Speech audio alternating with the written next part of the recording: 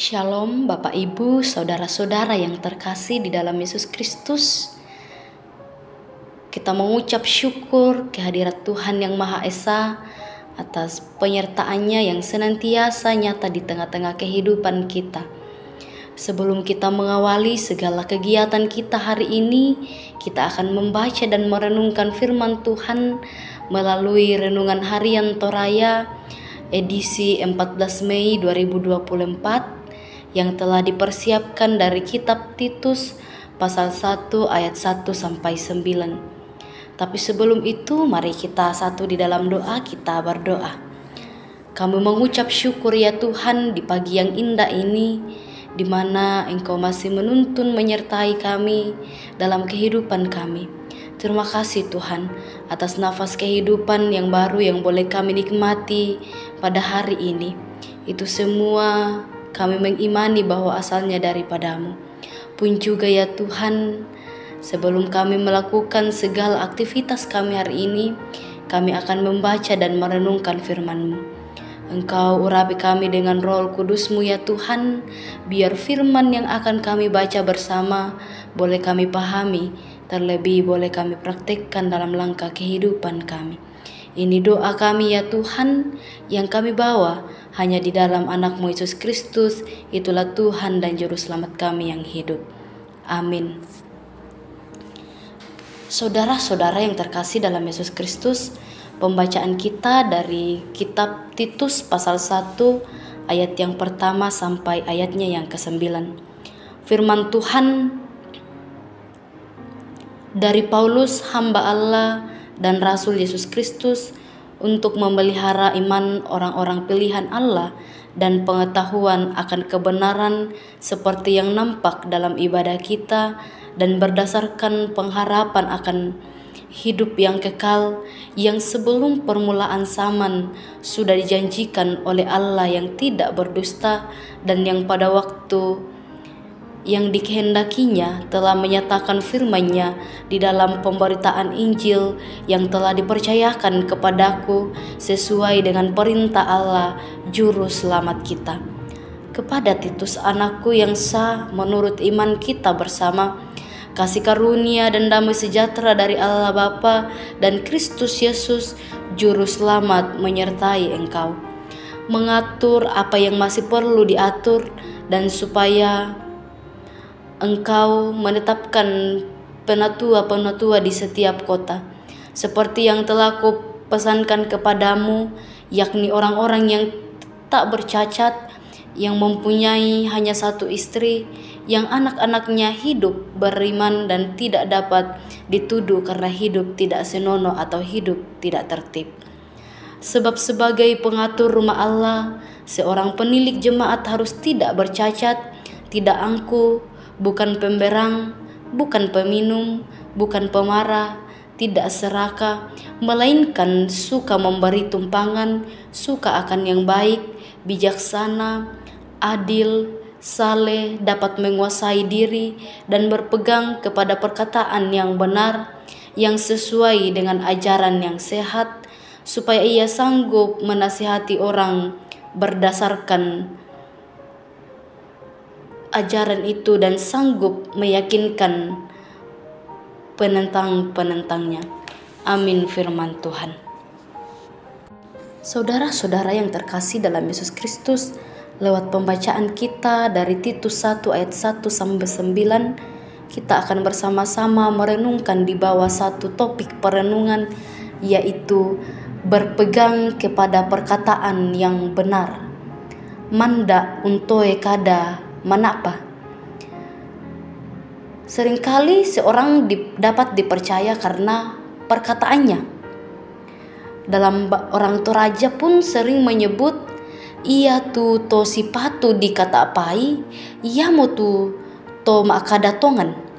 Dalam artian bahwa perkataan yang benar adalah perkataan yang punya dasar dan dapat dipertanggungjawabkan.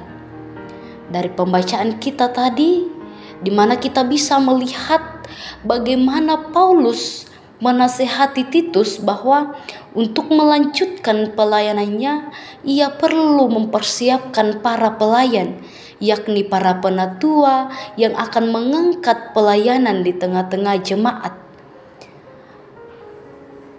Kepada Titus, Paulus mengingatkan agar tetap berpegang kepada ajaran yang benar, baik yang diajarkannya, terlebih firman Tuhan. Di sini Paulus menegaskan agar Titus harus ketat dalam memilih mereka yang mengatur rumah Allah. Kriteria tersebut adalah orang-orang yang tak bercacat, yang mempunyai hanya satu istri, yang anak-anaknya hidup beriman dan tidak dapat dituduh karena hidup tidak senonoh atau hidup tidak tertib.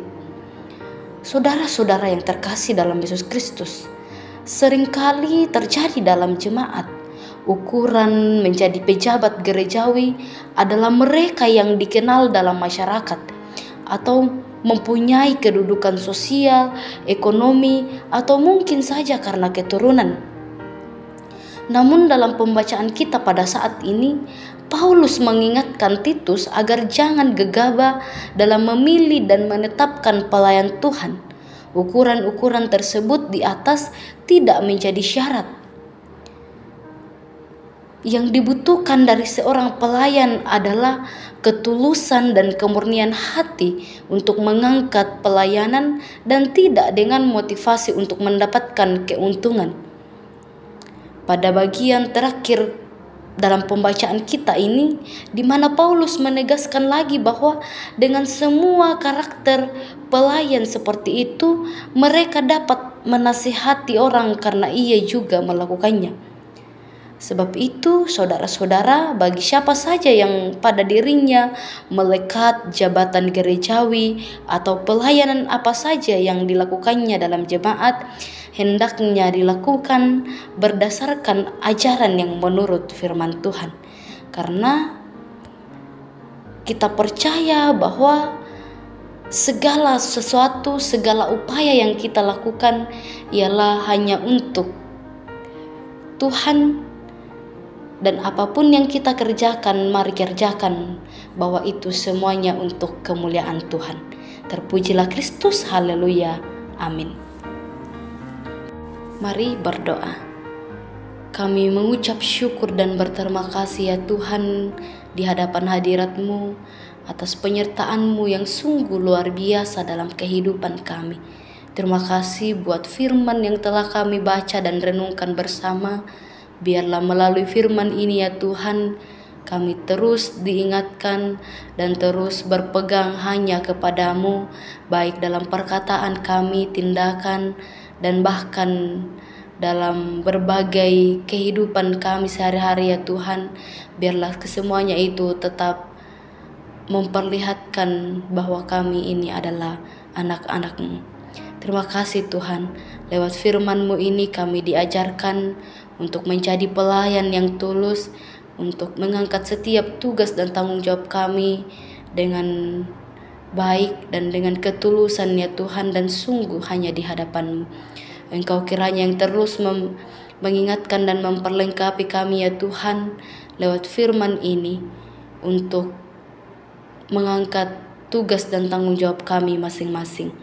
Kami berdoa Tuhan buat saudara-saudara kami, orang tua kami dimanapun mereka berada, yang dalam kelemahan tubuh ya Tuhan, Engkau berkati mereka, jamah setiap bagian tubuh yang sakit ya Tuhan, biar lewat kesemuanya itu nyata kasih-Mu dan kuasa-Mu di tengah-tengah kehidupan mereka. Engkau memberkati setiap makanan, minuman, dan bahkan obat-obatan yang dikonsumsi. Biarlah lewat kesemuanya itu mereka boleh memperoleh kesembuhan dan boleh kembali menjalani kehidupan berbagai aktivitasnya dengan baik, dengan penuh sukacita ya Tuhan. Kami juga berdoa ya Tuhan untuk segala usaha, pekerjaan, dan kegiatan kami hari ini. Kami serahkan semuanya ke dalam tangan pengasihan-Mu. Engkau yang memberkati ya Tuhan, sehingga semuanya boleh berjalan dengan baik sesuai dengan seturut kehendak-Mu. Kami mau mendoakan bangsa dan negara kami ini ya Tuhan. Engkau memberkati pemerintah yang telah diberikan tanggung jawab, biarlah boleh memerintah kami dengan baik, dengan penuh hikmat, sesuai dengan seturut kehendak-Mu ya Tuhan. Seluruh kehidupan kami ya Tuhan, kami serahkan hanya di dalam nama-Mu. Di dalam nama Tuhan Yesus kami berdoa. Amin. Baik, saudara-saudara dan terkasih dalam Yesus Kristus, mari kita terima berkat Tuhan. Kiranya Tuhan memberkati dan melindungi kita. Kiranya Ia menyinari kita dengan wajah-Nya mulai saat ini kekal sampai selama-lamanya. Amin.